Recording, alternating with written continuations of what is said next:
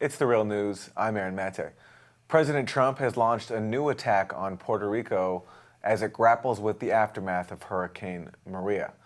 On Twitter, Trump suggested Puerto Rico is mostly to blame for its financial crisis and damaged infrastructure. Trump also threatened to withdraw federal emergency workers from the recovery effort. The mayor of San Juan, Carmen Yulín Cruz, responded by calling Trump the hater-in-chief. Trump's threat to withdraw aid from Puerto Rico comes as the island remains in dire need. About a third of its residents are without running water, and some have even tried to get it from contaminated sites. The death toll has climbed to 45 and is expected to rise. This comes as Congress is weighing a $4.9 billion measure for Puerto Rico, but it's not in the form of direct aid, but a loan. Julio Lopez Verona is the lead organizer for Make the Road Connecticut.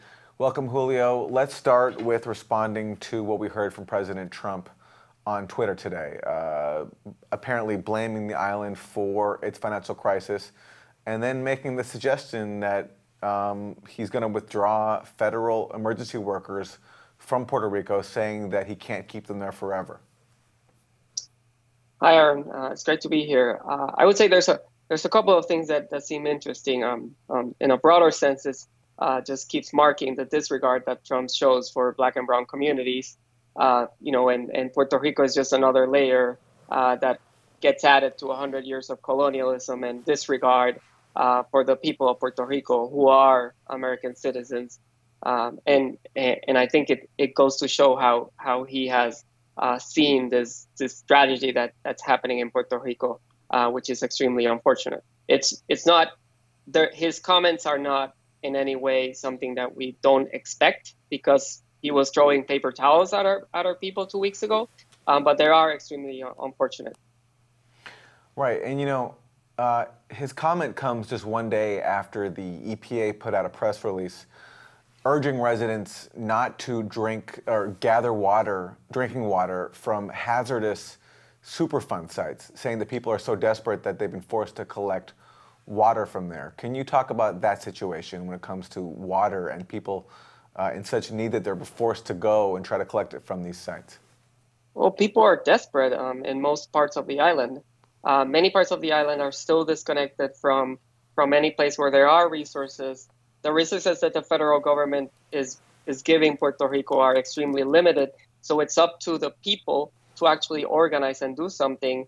And people are just going to rivers or wherever they can to get some water. And unfortunately, because of the hurricane, the ecosystem was just destroyed, which meant that it created disease. It created these combination of things that are making disease spread, are making people die, are making people go to the bathroom in the same place where they're getting their water. So it's a really bad situation that's getting even worse because of the fact that we're not getting the support we need.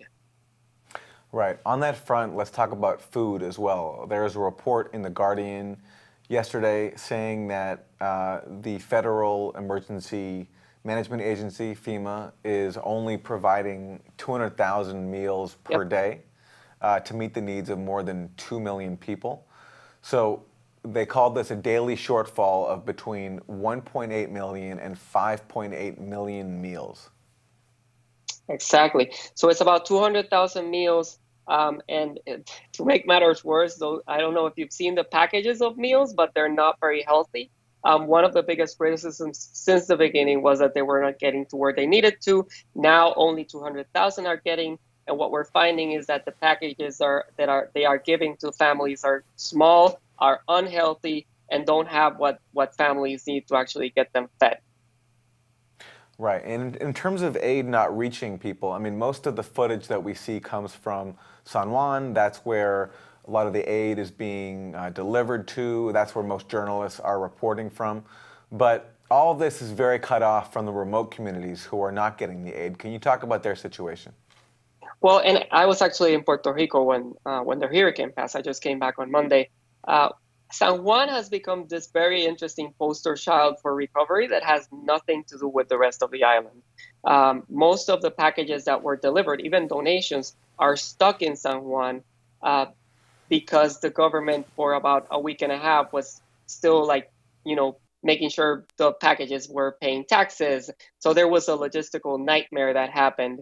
And that logistical nightmare meant that many of the packages either just got to San Juan, where there were some, and there is some access to water and electricity, but they were not getting to the rest of the island. So when we're talking about not only food, but medical equipment, we have a crisis that's brewing, and it's becoming even worse because, dialysis patients are not getting the medicine they need. So it's getting, it was a hurricane, but what it's really becoming, the disaster or the hurricane, is the fact that the response has been so terrible. Finally, Julio, your reaction to this request from Trump to Congress, not for $4.9 billion in aid to Puerto Rico, but $4.9 billion as a loan? Well, it's kind of sad and laughable at the same time. Many of the debt that Puerto Rico has right now, of the $72 billion in debt that Puerto Rico has, are from the same, friends that Trump has in Wall Street that imposed those debts 10 years ago because they knew Puerto Rico was in a dire situation. And those same friends imposed austerity measures that made the Puerto Rico infrastructure unable to respond to any crisis. So now to Trump say that they're going to lend some money for Puerto Rico to prepay, knowing that Puerto Rico is in a dire crisis, and that crisis is made because of Wall Street billionaires and millionaires that have created this situation and have made a really bad hurricane worse. It's just a slap in the face and an insult to American citizens living in Puerto Rico. We'll leave it there. Julio Lopez, Verona, lead organizer for Make the Road, Connecticut. Thank you. Thank you. And thank you for joining us on The Real News.